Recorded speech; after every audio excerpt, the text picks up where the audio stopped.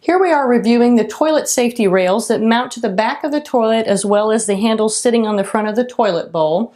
So what I'm going to do here, I've already loosened the toilet seat because these are going to go underneath the back of the seat here. So what you do is you take your toilet seat off.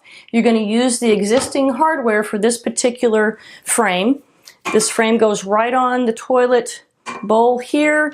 You're going to line up this back piece over the holes here, get those lined up. These pieces, the front part of the handles, are sitting on the toilet bowl there. You take your lid and the bolts and you're going to line this back up over those holes, okay? And then we're going to put this back on. Again, you're going to just kind of assess your situation in the bathroom, check your toilet height, see what you need.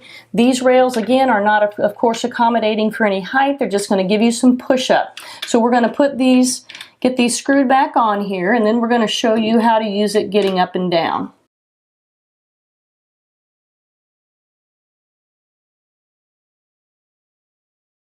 As a caregiver, if you are instructing someone on how to use the compact safety rails, whether they are actually on a walker or not, when they come into the bathroom, they're going to back up to the toilet until they feel the toilet at the back of their legs. They're going to reach back one hand at a time to the safety rail to allow their arms to help them to lower themselves down onto the toilet.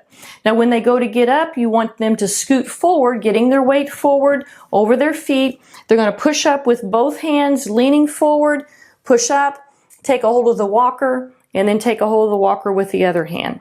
So that's how you would give someone verbal cues as a caregiver to use the compact safety rails. Please check out the comment section below for further details.